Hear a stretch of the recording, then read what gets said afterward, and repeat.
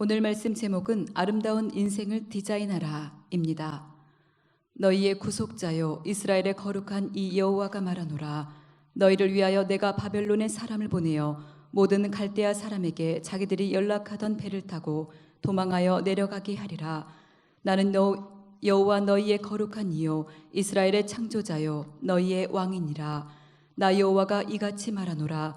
바다 가운데의 길을 큰 물 가운데의 지름길을 내고 병거와 말과 군대의 용사를 이끌어내어 그들이 일시에 엎드려져 일어나지 못하고 소멸하기를 꺼져가는 등불 같게 하였느니라. 너희는 이전 일을 기억하지 말며 옛날 일을 생각하지 말라. 보라, 내가 새 일을 행하리니 이제 나타낼 것이라. 너희가 그것을 알지 못하겠느냐? 반드시 내가 광야의 길을 사막의 강을 내리니 장차 들짐승 곧 승냥이와 타조도 나를 존경할 것은 내가 광야의 물을 사막의 강들을 내어 내 백성 내가 택한 자에게 마시게 할 것임이라. 이 백성은 내가 나를 위하여 지었나니 나를 찬송하게 하려 함이니라. 아멘. 아멘. 지금 이 코로나 바이러스라는 엄청난 대적으로 인해서 수많은 인생들이 정말 흔들리고 쓰러지고 있습니다. 사람들만이 아니죠. 수많은 우리 소상공인들, 그리고 또한 심지어 수많은 기업들까지, 그리고 더 나아가서는 이 스포츠, 경제, 모든 문화 부분까지 흔들리고 쓰러지고 있습니다. 그러다 보니 더 나아가서 이 국가가 각 우리 대한민국만이 아니라 온 세계 국가가 흔들리고 휘청되고 있습니다. 그런데 더더욱 이 코로나19 사태로 인해서 더욱 가슴 아픈 것은 주님이 사랑하시는 이 주님의 교회가, 당신의 교회가 맥을 못 추고 흔들리고 쓰러지고 있다는 사실입니다. 지난주 제주에서 있었던 우리 총회 선교사 대회에서 많은 선교사님들을 만나 뵀습니다. 그런데 이구동성으로 하시는 말씀이 그래도 코로나 이전에는 나름 적게는 수십 명, 많게는 그래도 수백 명까지 현지인들을 전도해서 예배를 드렸는데 지금은 다 흩어져 버렸다는 거예요. 이제 다시 현지로 돌아가게 되는데 어떻게 해야 될지 참 막막하다고 다들 한숨을 쉬시는 겁니다.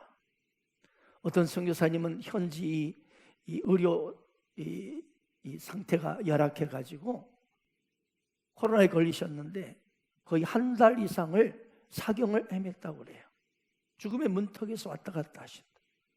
그리고 다행히 조금 회복되셔서 이번 선교회에 오셨는데 아직도 이제 한 70% 정도밖에 회복이 안 되었다고, 그러면서 숨을 좀 가빠하시더라고요. 그래서 제가 이 강의 때 이 코로나 팬데믹 시대, 이 흑암의 시대가 바로 예수님이 이 땅에 오셔서 몸소 보이셨던 공동체, 바로 그분이 그리고 이 땅을 떠나시면서 승천하 식전에 남기셨던 유언의 메시지, 소그룹을 통한 제자와만이 답이라. 아멘. 그래서 지금 저희 예수마을 셀교회가 실행하고 있는 이 셀그룹 제자학교 교재를 가지고 다시 한 사람 한 사람을 다시 한번 만나는 것을 시작해 보시라고. 아멘. 그리고 우리 교회가 진행하고 있는 이런 소그룹을 중심에 오픈셀, 이 해피브리지, 여기저기 초소에서 막 중다하게 우리가 벌어지고 있지 않습니까? 이런 것들을 여전히 코로나 시대에 눌리지 아니하고 열어서 오픈해서 다시 시작해 보시라고 이렇게 도전을 드렸습니다. 강의에 많은 우리 선교사님께서 문의해 주시고, 보다도 정말 구체적으로 알고 싶고 적용하고 싶다고, 정말 이제는 대구로 모이기가 쉽지 않는 시대잖아요. 그래서 정말 소그룹만이 답이다. 이 한 사람 한 사람을 인도해서 작은 속으로 그들을 양육함으로 결국 건강 이 저속교회들이 일어나는 것. 할렐루야. 이것을 정말 이 시대가 코로나를 통해서, 그래서 건강 성도 한 명 한 명이 얼마나 중요한지, 숫자가 많이 모이는 게 중요한 게 아니고 한 사람 한 사람이 이 모든 어떤 상황에도 휘둘리지 않는 그런 아름다운 제자로 세우는 것이 얼마나 중요한지. 아멘. 그래서 많은 선교사님들께서 구체적으로 이 소그룹을 통한 이 제자 비전을 정말 목회 사역을 배우셔서 이 코로나 시대에 상관없이 정말 우리 초대교회에 나타난 이 사도행전에 나타난 초대교회처럼, 아멘, 또 우리 예수마을 셀교회가 현재 일어나고 있는 여러 상황들처럼 이런 건강하고 아름다운 교회가 아버지 하나님 앞에 온 민족과 각 열방마다 세워지기를 그처럼 갈망하고 기도해 주시기를 바랍니다. 아멘. 아무튼 지금 이 코로나19 사태로 인해서 온 세계가 강탈을 당해가지고 아주 그냥 수많은 인생, 기업, 회사, 심지어 가정들조차 막 이혼 사태가 늘어나고 있잖아요. 이렇게 전에는 한 번씩 보던 인생이 맨날 같이 있어야 되니까 막 짜증나기 시작하고 그런데 엊그제 국민일보를 보니까요, 참 마음 아프더라고요. 주님이 사랑하는 이 수많은 목사님들께서 이 코로나 사태로 인해서 이제 성도들이 성전 출입이 안 되고 하다 보니까 당장 정말 월세를 내지 못하고, 그래서 이제 생활고가 문제가 터지니까 이제 이걸 해결하기 위해서 이 일터로 그냥 수많은 사람들이 생활정선에 뛰어들고 있다는 그런 기사였어요. 참, 너무나 마음이 아팠죠.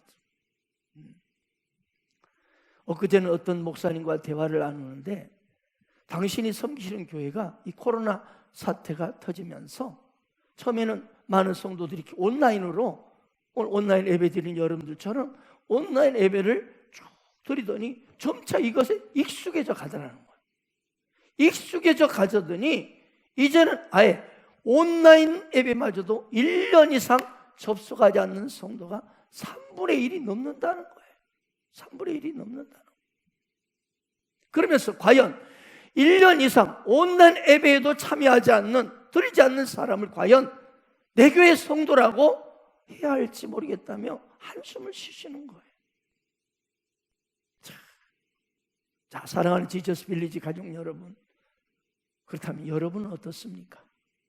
이 강력하고 무서운 이 코로나 팬데믹 사태로 인해서 여러분의 마음은, 여러분의 삶은 안전하십니까? 여러분의 마음은 평안하십니까? 어떻습니까?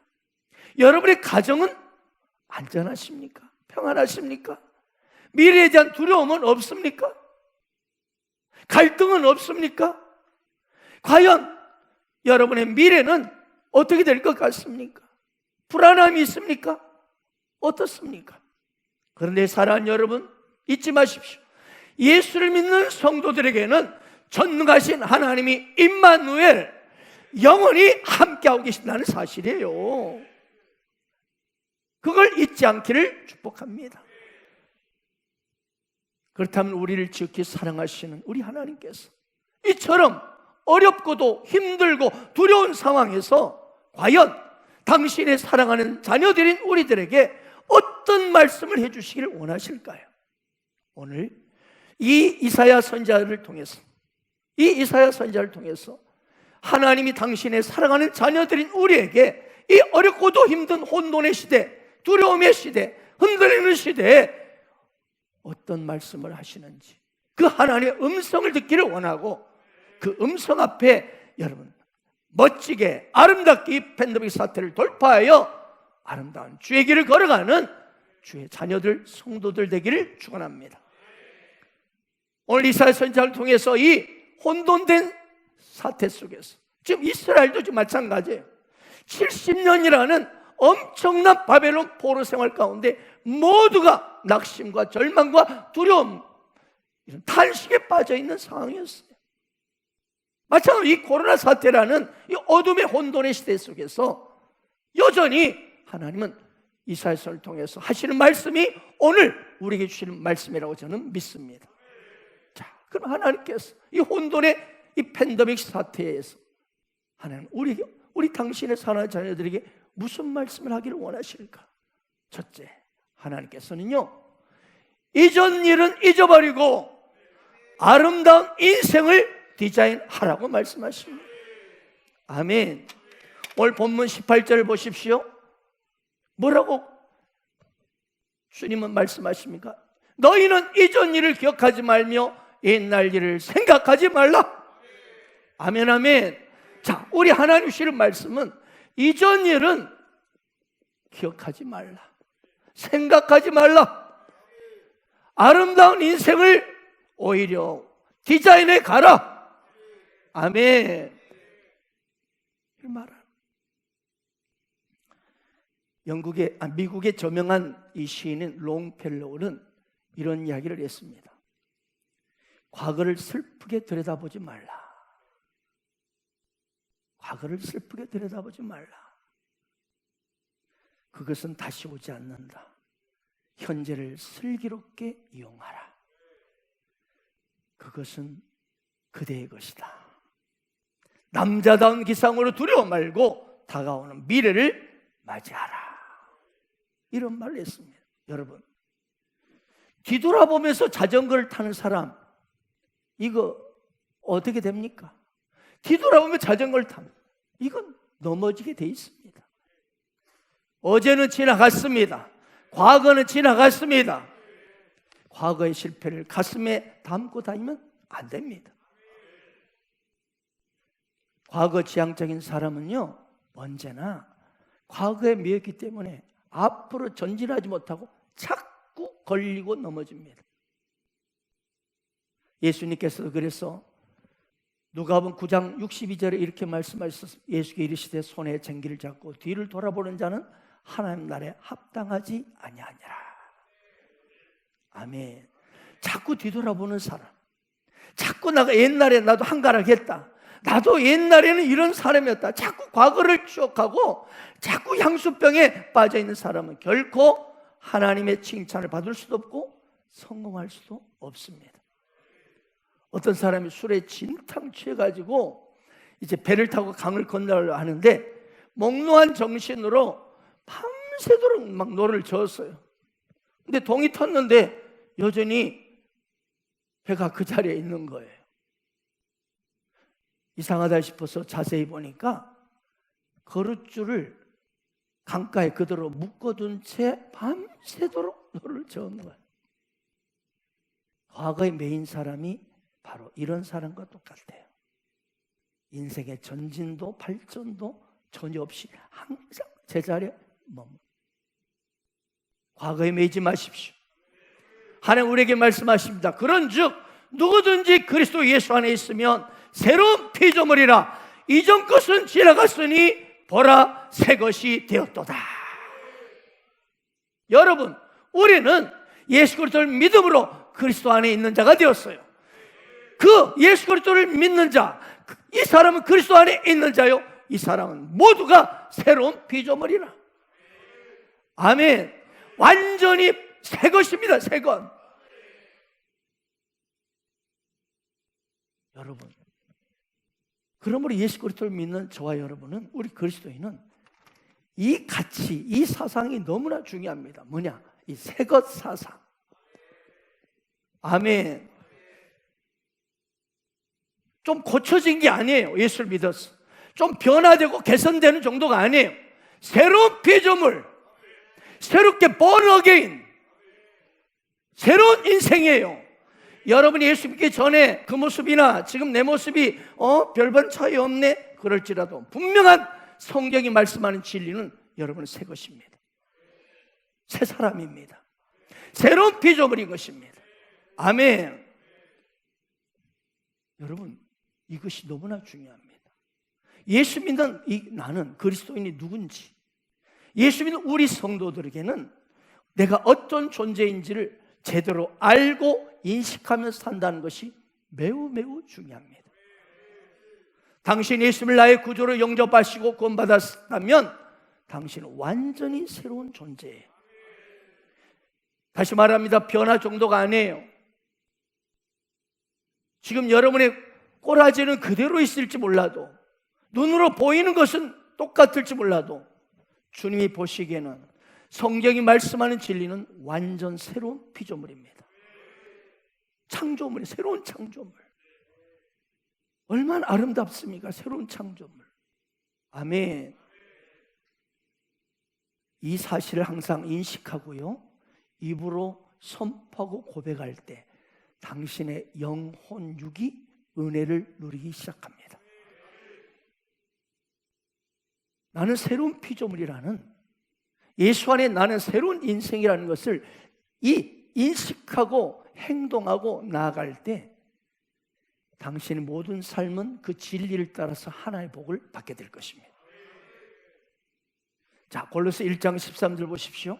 그가 우리를 흑암의 권세에서 건져내사 그의 사랑의 아들의 나라로 옮기셨으니. 아멘. 이 말씀은 현재 진실을 말하고 있어요. 현재 여러분의 진리의 모습을 말하는 거예요. 하나님께서는 여러분을 흑암의 권세에서 건져내셔서, 여러분 예수를 믿습니까? 그렇다면 여러분 흑암의 권세에 건져내셔서 그분의 사랑의 아들의 나라로 옮기시리라. 미래가 아니에요. 옮기셨다예요. 과거 완료예요. 2000년 전에 예수님께서 십자가 피를 죽으시고 부활하심으로 그를 믿는 모든 자가 흑암의 권세에서 구출되었습니다. 그리고 그의 사랑의 아들의 나라로 옮겨졌습니다. 미리 옮겨질 것이 아니에요. 지금 여러분은 새로운 신분이에요. 그런데 오늘날 너무나 많은 크리스천들이 여전히 흑암의 권세에서 나를 구출해달라고 막 애걸복걸하는 사람들이 많다는 사실이 너무너무 안타까운 거예요. 너무너무 안타까워. 여러분, 예수 믿는 당신은 더 이상 구출될 필요가 없어요. 이미 구출받은 자들이에요. 아멘. 이것이 당신의 현재 모습이요, 실제 진리입니다. 여러분, 다시 한 말씀, 그리스도인이 누군지를 분명히 이해하고 인식하세요. 새로운 피조물이에요. 당신 완전히 새로운 사람이에요. 뉴 퍼슨이에요. 아멘. 당신은 예수로 인해서 여러분 영원히 죄와 사탄으로부터 건진받아서 하나님 나라로 옮겨졌습니다. 그래서 오늘 하나님이 그래서 이렇게 말씀, 이전 일은 기억하지 말라. 왜? 새로운 피조물이기 때문에. 옛날 일을 자꾸 추억하지 말라. 너는 차원이 다른 새로운 인생이기 때문에.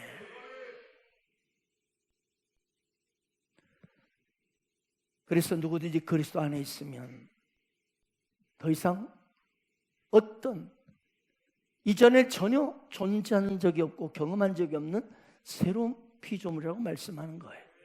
그렇습니다. 당신 예수 그리스도를 나의 구주로 영접하고 받아들이는 그 순간부터 당신의 삶에 관련된 모든 것이 완전히 새롭게 되었습니다.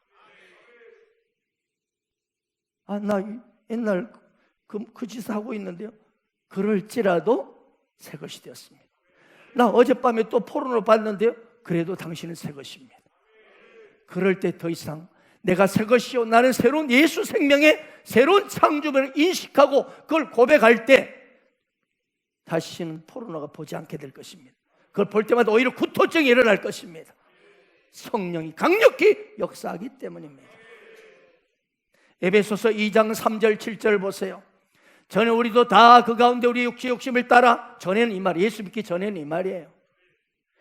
우리도 다 그 가운데 우리 육체의 욕심을 따라 지내며 육체와 마음의 원한과 다른 일과 본질상 진노, 심판의 하나님의 진노의 자녀였더니 긍휼이 풍성한 하나님이 우리를 사랑하신 그 큰 사랑으로 인하여 허물로 죽은 우리를, 여러분 예수 그리스도와 함께 우리는 허물로 모든 허물과 죄가 못 박혔습니다. 죽었습니다. 그리고 우리를 그분이 부활하실 때 함께 살림 받았습니다. 그리고 함께 일으킴 받으셔서 그리스도 예수 안에서 함께 하늘에 안심바 되었습니다. 그렇습니다. 이것이 우리의 위치예요. 이것이 우리의 신분이에요. 비록 내가 육신의 이 땅을 밟고 돌아다니고 한심하다 할 정도로 그런 모습을 보일 때도 있겠지만, 여러분 우리의 본질의 영혼은 상상할 수 없는 하늘의 위치와 능력을 그 위치에서 자리 잡고 있어요. 이건 내 이야기 아닙니다. 어떤 소설의 공상이 아닙니다. 진리의 말씀입니다. 이것이 바로 그리스도인의 진짜 모습이에요. 이 가치 사상이 너무 중요한 거예요. 이건 우리가 무슨 자격이 있어서 뭔가를 열심히 해서 착한 일을 많이 해서 얻어진 권리가 아닙니다. 너희는 그 은혜를 인하여 믿음으로 말미암아 구원을 받았으니 이것은 너에게서 난 것이 아니요 하나님의 선물이라. 아무 조건이 없어요. 어떤 자격도 필요 없어요. 정과 17번도 상관없어요. 어떤 존재 조건도 상관없어요. 오직 예수님을 나의 구주로 마음으로 믿고 영접하여 예수님이 나의 구주심이라고 고백하고 그렇게 주를 믿습니다라고 고백한 그 사람에게 주어진 하나님의 위대한 역사요 위대한 선물인 것입니다. 내 감은 눈 안에 이미 들어와 계신 예수님, 나보다 앞서 나를 찾아주시네.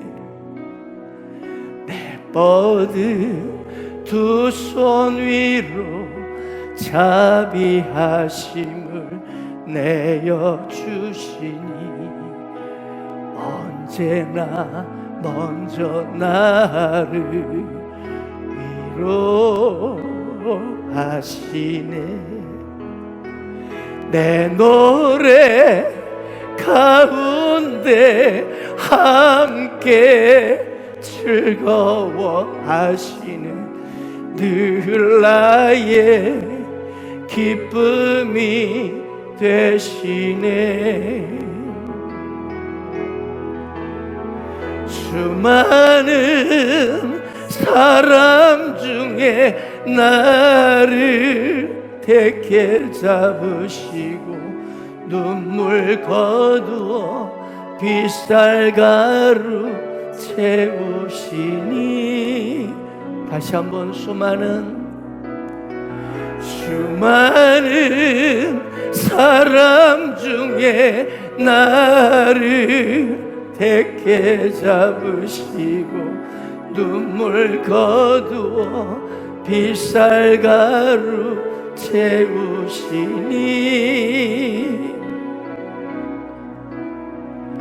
그분은 내 자랑 나의 기쁨 나의 노래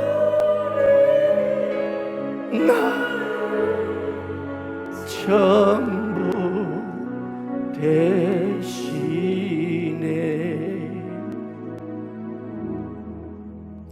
지금 여러분의 모습이 어떠할지라도 오늘 이 찬양의 가사가 여러분의 신분이요 여러분의 위치입니다. 그걸 자꾸 인식하고 고백할 때 여러분의 삶은 진실로 이미 거룩한 자로서 거룩함에 이르게 될 것입니다. 믿음으로 믿음에 이르게 하는 것입니다. 행위가 아니고 그 믿음에서 믿음에 이르게 하는 것입니다.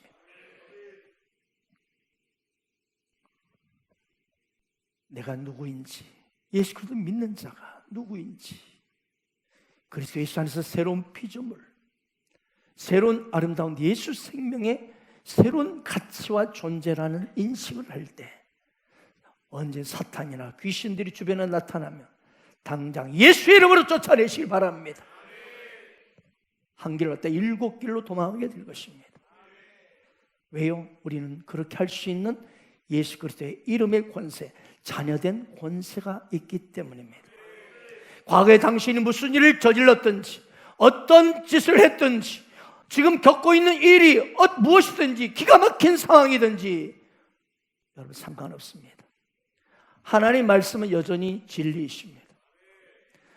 그러므로 우리는 예수 안에 있기 때문에 사탄보다 높은 위치에 있습니다. 차원이 다른 위치에 있습니다. 그러므로 사탄이 여러분 올 때 사탄이 원래 그가 속한 그 위치, 당시 속한 자리인 여러분의 발 아래 두시기 바랍니다. 예수님이 그를 사탄을 발등상 되게 하셨기 때문입니다. 여러분 똑같이 그 위치에 있는 것을 믿으시기 바랍니다. 그런데 분명한 것은 이 권세, 자녀된 권세를 사용해야 된다는 거예요. 사용하지 않으면 사탄과 귀신들이 깝죽대요. 깝죽대. 권세는 예수 그리스도의 이름으로, 할렐루야, 예수 그리스도의 이름으로 입으로 선포하고 외치길 바랍니다. 소리가 되어 나오지 않으면 하는 역사는 잘 안 나타납니다. 너희 말이 내게 들리는 대로 내가 행하리라 하셨습니다. 오늘부터 지금 당장 당신 입을 열어서 예수 그리스도의 이름으로 담대히 권세를 사용하십시오. 불안이 다가옵니까? 예수 이름으로 따라갈지어다. 환경에 휘둘리고 있습니까? 예수 이름으로 따라갈지어다. 눈앞에 보이는 상황이 내 뜻대로 되지 않고 엉뚱한 방향으로 가고 있습니까? 예수 이름으로 모든 것이 정상으로 돌아갈지어다. 입술로 담대히 선포하길 바랍니다. 그러므로 여러분, 우리 크리스천 인생은요,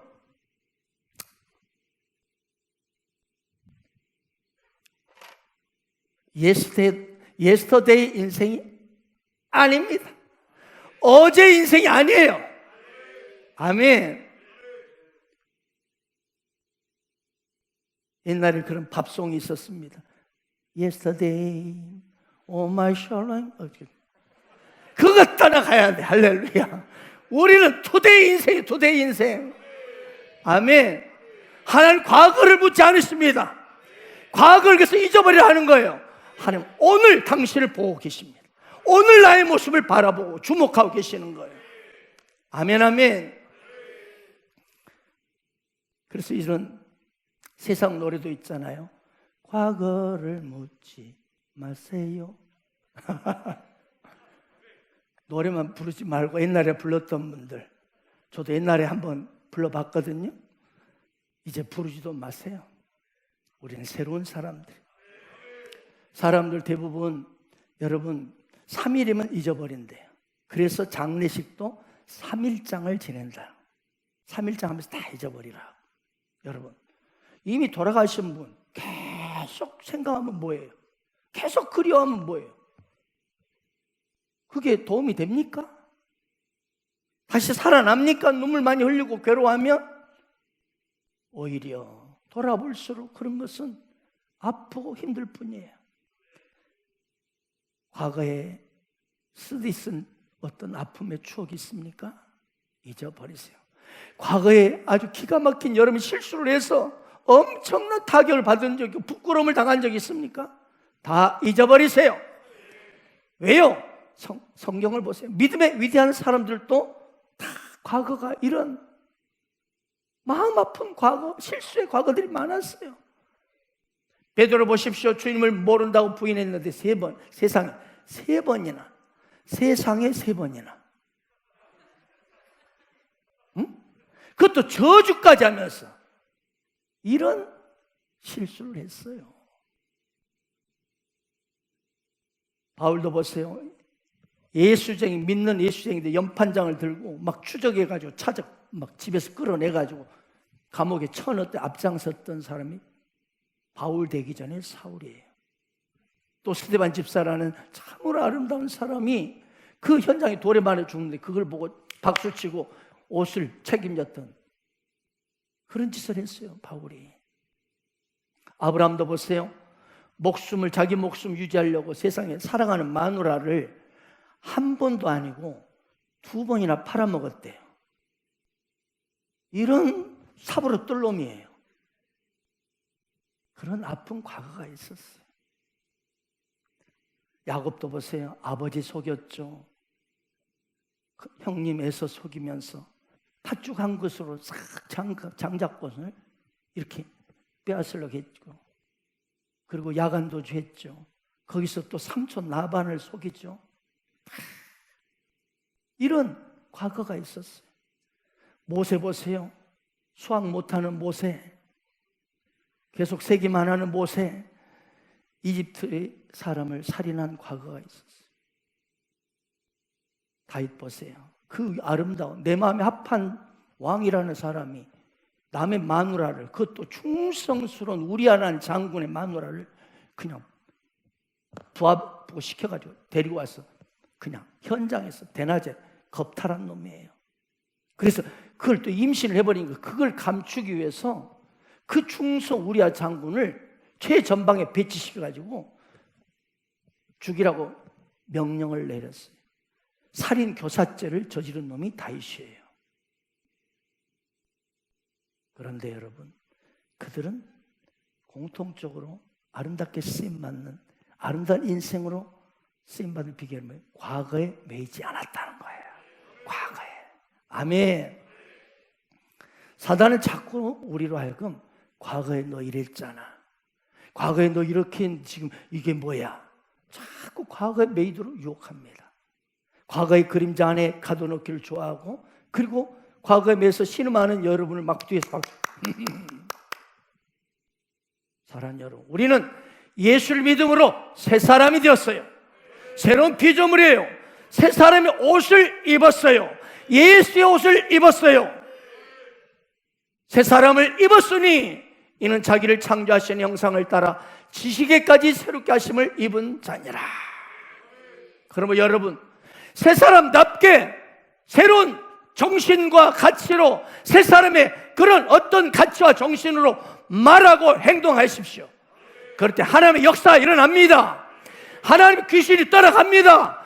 원수 마귀가 한 길로 7개로 도망갑니다. 하나님의 축복이 임하게 되는 거예요. 예수님이 말씀하셨습니다. 새 포도주를 낡은 가죽 부대에 넣는 자가 없나니, 만약 그렇게 하면 새 포도주가 부대를 터뜨려 포도주도 쏟아지고 부대도 못 쓰게 된다. 아멘. 새 포도주는 새 부대에 넣어야 할 것이니라. 여러분, 우리는 예수님의 이 십자가 사랑, 예수의 십자가의 부활의 그 은혜의 복음, 이게 바로 새 포도주입니다. 이 새 포도주를 마신 사람이 저와 여러분이에요. 그러므로 여러분, 우리는 새 포도주를 마음껏 마신 사람답게 새로운 정신과 스타일로 헌부대에 넣으면 안 돼요. 헌 가치 속에 살면 안 돼요. 새로운 가치 속에 살아야 하는 거예요. 오직 주님이 주신 이 은혜의 복음, 새 포도주를 계속 누리며 마시며 누리며 전진하십시오. 그럴 때 여러분의 인생이 아름답게 디자인될 줄 믿습니다. 두 번째로, 하나님은 아름다운 인생을 디자인하겠습니다. 우리에게 두 번째 말씀하십니다.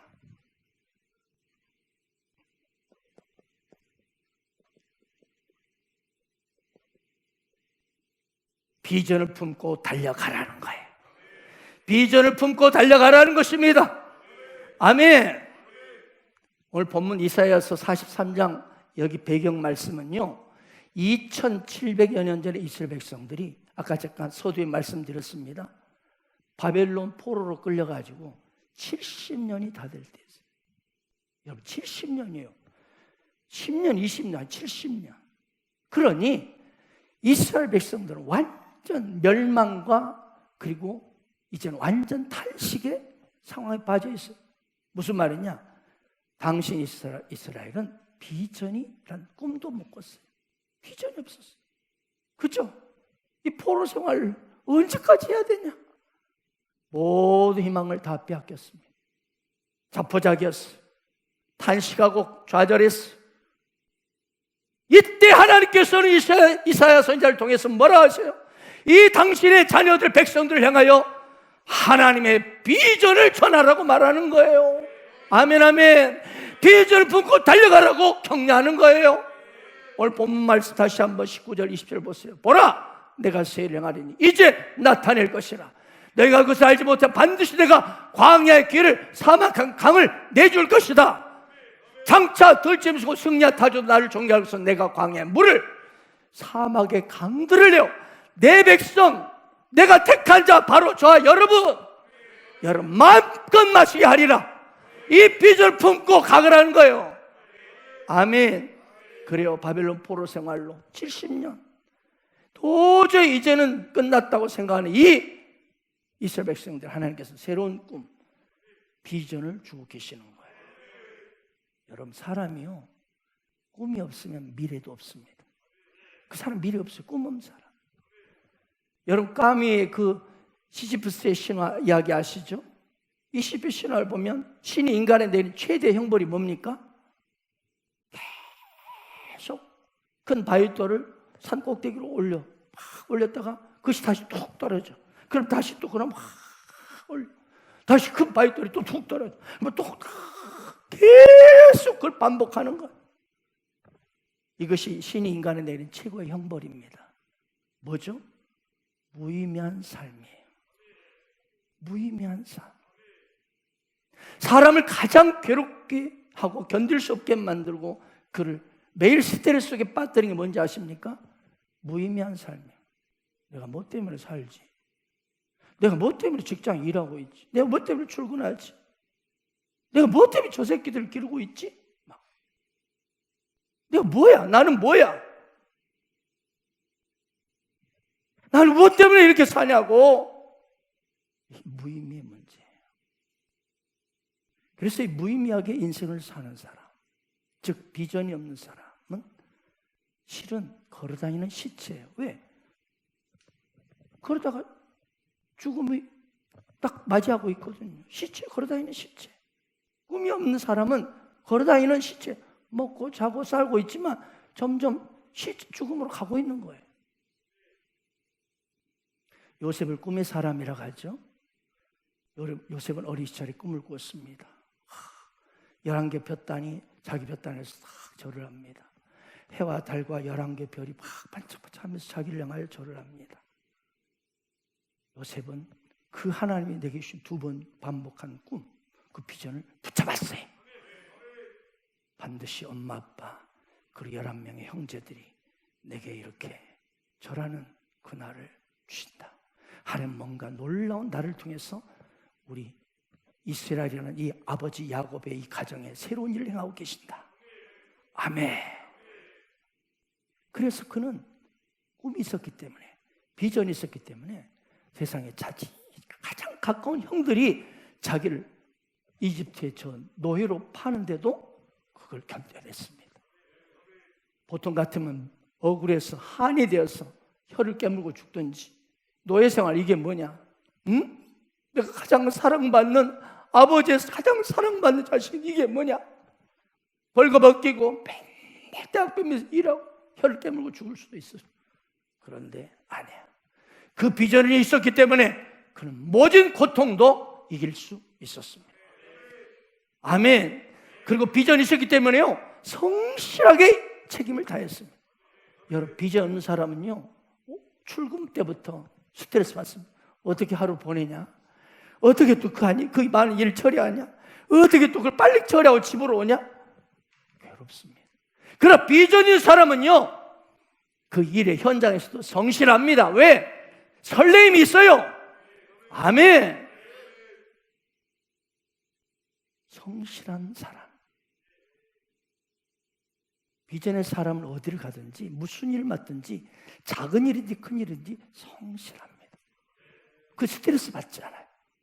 여러분이 아마 직장에서 엄청난 스트레스 받고 괴롭고 이놈의 직장 때려치우고 싶다고 수없이 말하고 있다면 여러분 분명히 비전이 없기 때문일 거예요. 요셉은 또한 계속되는 유혹의 현장에 있었습니다. 평소부터 자신을 멋진 청년 그리고 외모가 멋진 이 요셉을 연모해오던 이 주인 보디발 장군의 아내, 부인, 그녀는 음란한 눈빛으로 계속 요셉을 유혹했습니다. 틈만 나면 욕을 했습니다. 그래서 요셉은 얼마든지 그 부인과 욕정을 풀면서 주인 마님으로부터 오는 인센티브가 있잖아요. 그걸 챙기고 마님이 제가 뭐 일 시키겠어요? 그리고 나름대로 재정도 챙기고 육체적으로도 즐기고 적당히 놀고 적당히 즐길 수 있는 상황 가능했어요. 만약 그가 이런 인생의 목적이나 비전이 없는 자라면 충분히 부인이 주는 그런 나름대로 보장과 인생의 쾌락을 즐기면서 살 수 있었을 거예요. 그러나 그는 분명한 하나님 주신 꿈, 비전이 있었기 때문에 유혹도 뿌리쳐버렸습니다. 아멘. 자신이 그렇게 또 충성하고 성실하게 일을 했는 세상에 그렇게 열심히 일하고 충성한 자신을 보여줄 줄 알았던 리더, 주인 보디발 장군이 세상에 자신에게 강간범 누명을 씌우고 감옥에 쳐넣어버리는 거예요. 뻔히 자기 아내가 어떤 여자인지 다 알면서도 얼마나 억울했겠어요. 내가 이렇게 충성하고 당신에게 내가 애쓰고 헌신했는데 내게 누명을 씌워요? 그런데 그는 자기 인생에 스스로를 던지지 않았어요. 비전이 있었기 때문에, 그 비전을 붙잡았기 때문에.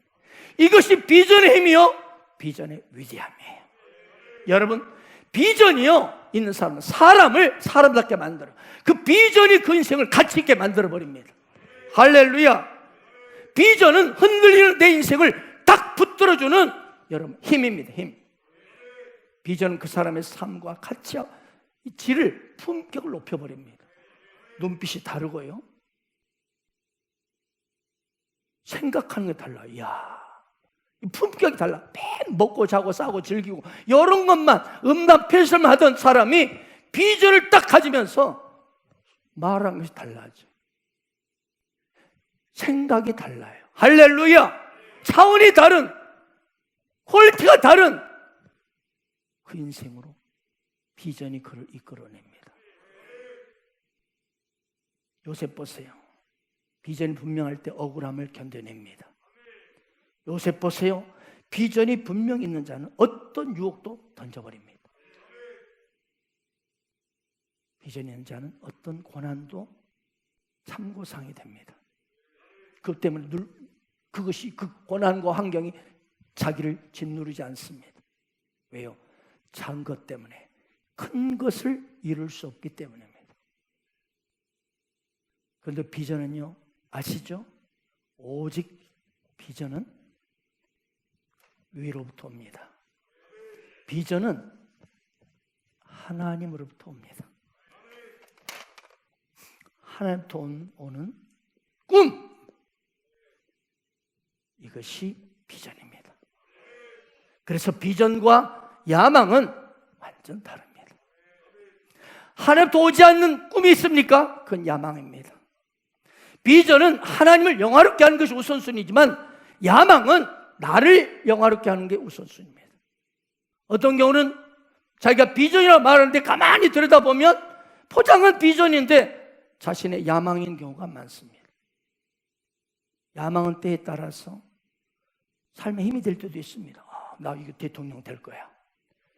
나는 정말 위대한 그런 무료 변호사가 될 거야. 좋습니다. 힘이 될 때 있습니다. 이걸 위해서 내가 참아야지, 견뎌야지. 그런데 이 야망, 이 벼위에는요, 결국 야망의 그 본질은 내가 나거든요. 내가 영화롭게 되는 그 나라는 뒤에 사단이 역사하기 때문에 결국 성공할지라도 허무함으로 끝날 때가 많습니다. 이 땅에 많은 사람들이 야망을 품고 달려갑니다. 내가 이렇게 해서 딱 돈 많이 벌어서 딱 아파트 몇 채 저기 하고 딱 이렇게 해서 쫙 내 인생을 멋지게 후반전 보내리라. 그래서 고난의 파도를 넘습니다. 참고 견디고 돈을 모읍니다. 머리 써가지고 책을 수십 권 읽고 주식에 투자하고 막 대단합니다.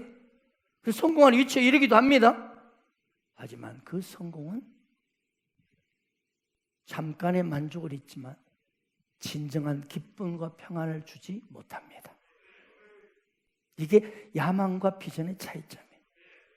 비전은 끊임없이 감격이 있습니다. 끊임없이 솟는 힘이 있습니다. 근데 야망은 그렇지 않아요. 왜요? 나로부터 나온 거기 때문에. 내가 거꾸로지면 야망도 거꾸로져 버려요.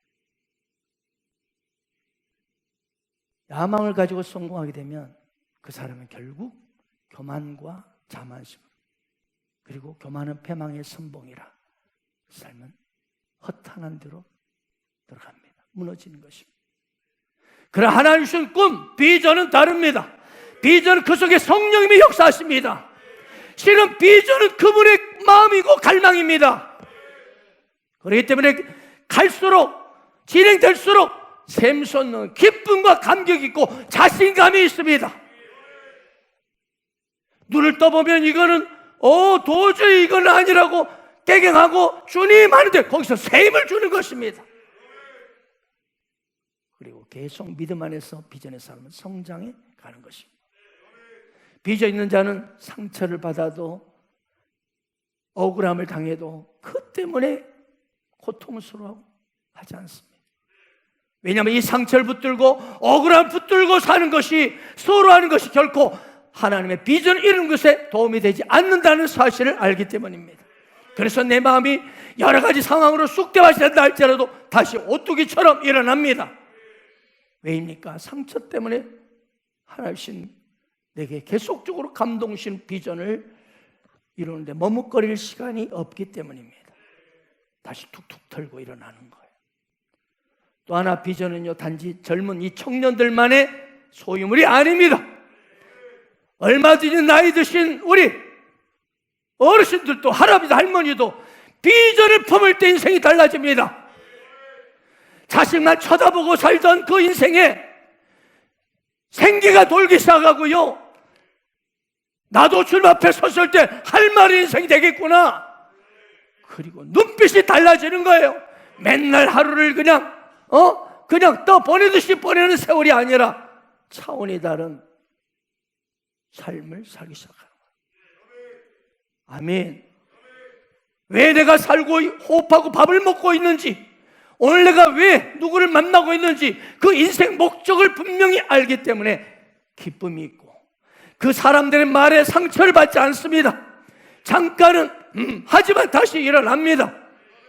그리고 더욱 건강하고 장수하는 겁니다. 여러분 중에 아직 비전이 없습니까? 비전을 구하세요. 아멘. 나는 나이 들어서 이렇다고요? 갈렙은 85세 이 산지를 내게 주소서 했습니다. 아멘. 비전이요, 여러분을 위대하게 만들어요. 비전이 여러분을 신바람나게 합니다. 혹시 비전이 지금 선명하지 않습니까? 그래서 여러분 휘둘릴 것입니다. 흔들립니다.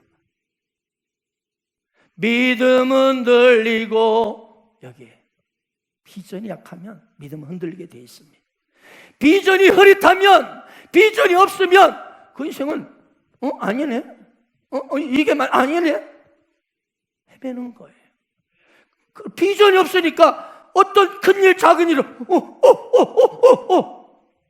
엄청 스트레스 받습니다. 혹시 지금 여러분 비전이 없습니까? 비전을 구하십시오. 하나님 구하는 자에게 반드시 주신다 약속하셨습니다. 여러분, 하나님이 예수 그리스도를 단합한 아들을 주시기까지 나를 사랑하시는 하나님이 나를 부르셨는데 어찌 나에 대한 계획과 그분의 비전이 없겠습니까? 하나님 내 인생을 부르실 때 이미 다 디자인하고 계셔요.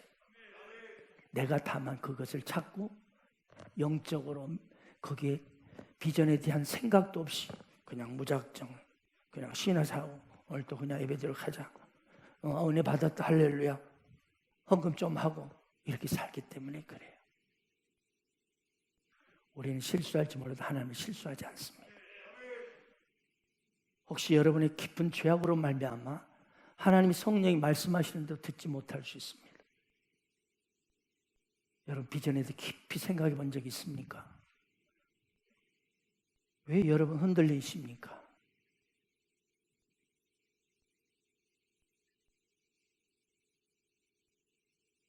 저의 삶을 돌아보면 예수말셀교회가 저 화서역 앞에 주공아파트 16평에서 우리 김정인 집사님 집에서 몇 사람이 모여서 첫 예배를 드린 지가 18년이 되었습니다. 그런데 그동안에 수많은 어려움도 있었습니다. 기가 막힌 사건들도 있었습니다. 과연 이거 어떡하나라는 탄식할 때도 있었습니다. 과연, 그러나 비전이 있을 때, 할렐루야, 비전을 붙잡을 때 모든 걸 돌파가 일어났습니다. 여러분, 막연하게 신앙생활을 해왔기 때문에 여러분이 자꾸 휘둘리는 거예요. 비전을 구하세요. 또 비전을 혹시 유산시켰습니까? 사단은 비전을 유산시키는 데 아주 탁월한 특기가 있습니다. 왜? 비전을 유산시켜버리면 그 인생이 방황하게 돼 있거든요. 그 인생이 허탈한 것에 빠져들게 돼 있거든요. 자꾸 이것저것에 휘둘리게 돼 있거든요. 자꾸 이것저것 유혹에 휘둘리게 돼 있거든요. 여러분, 비전을 구하시고 다시 한번 비전을 선명하십시오. 그럴 때 여러분이 은혜요, 감사로 두려움도 뚫어내고 말 것입니다. 비전인 자는요, 적극적이고 진취적입니다. 도전하고 모험합니다, 비전의 사람. 하지만 비전 없는 사람은 항상 소극적이고 모험을 즐기지 않고 있습니다. 왜? 뭘 추구해? 안전만을 추구합니다. 안전해야 돼. 서로 결론이 딱 맞아야만 움직입니다, 이 사람.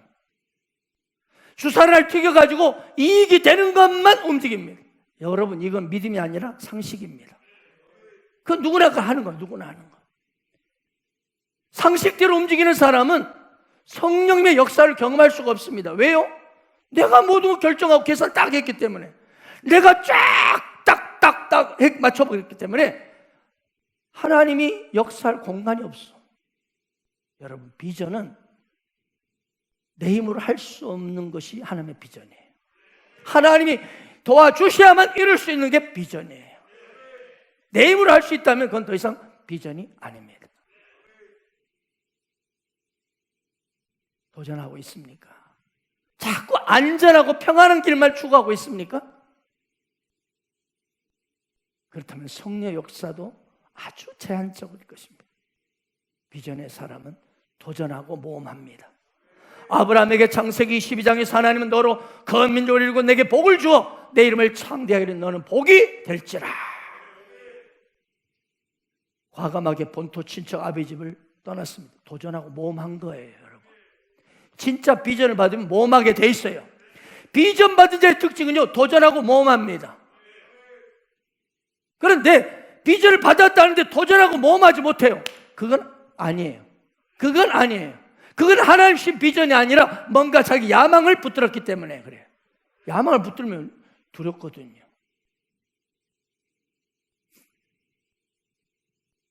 수많은 어려움 속에서도 수많은 실수도 있지만 아브라함은 비전을 계속 하나님 비전을 주십니다. 자, 밖으로 데려가죠. 낭만이 빠져 하늘의 무뼈를 보였으면 봐라, 이것이 장차 내가 이룰 꿈이라. 여러분, 비전은요, 하나님의 비전은 자꾸 감동을 주세요. 어렵고 지쳐도 다시 무릎 꿇으면 또 감동을 주세요. 할렐루야. 그리고 하나님은 역시 아브라함 비전을 주시고 비전 앞에 다시 헌신하는 그에게 아름다운 믿음의 조상이 되게 하셨습니다. 비전이 이루어진 것입니다. 아멘, 아멘.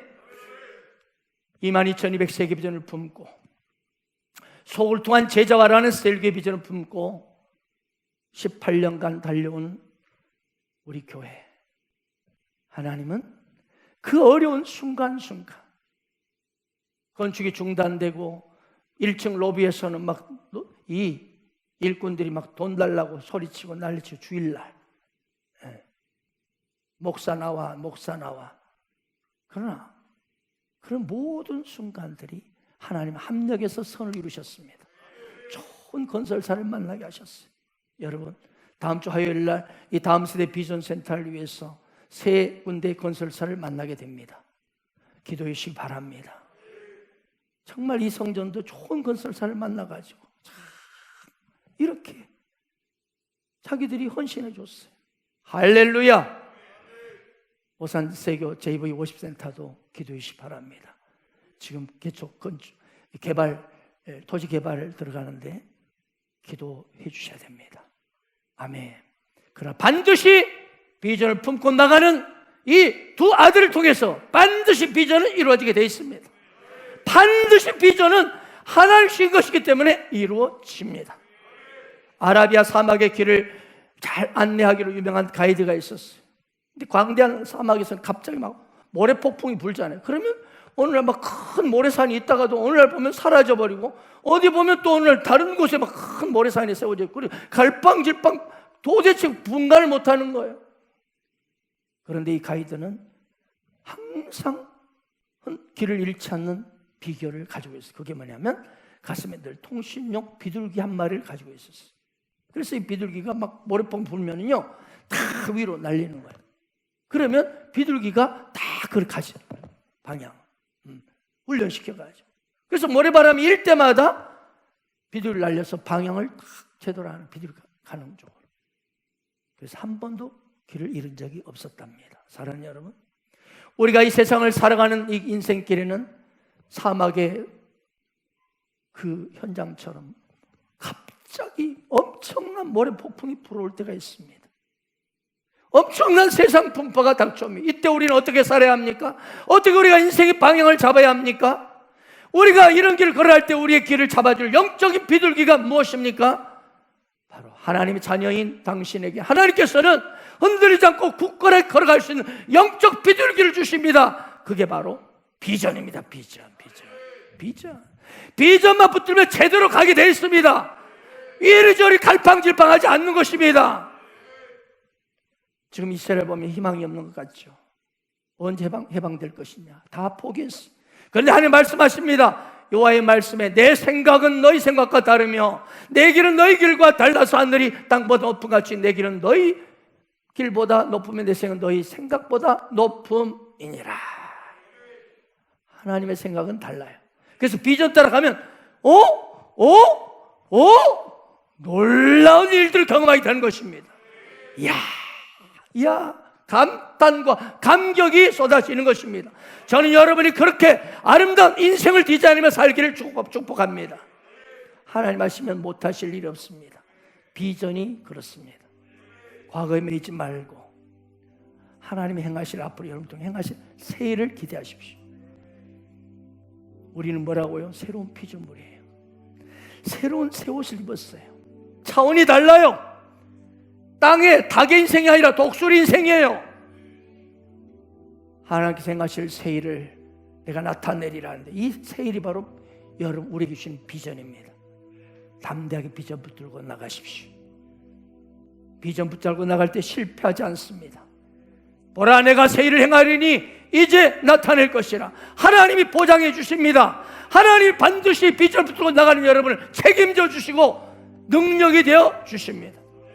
오늘도 신실한 아름다운 주님 바라보며 이전 것은 기억하지 말며 이제 새로운 나로서 이제 아름다운 주님이신 비전, 위로 주신 꿈을 붙들고 나갈 때 여러분의 삶이 아름답게 인생이 디자인될 줄 믿습니다. 그래서 행복하고 황홀하고 아름다운 그 인생으로 살아가기를 축원합니다.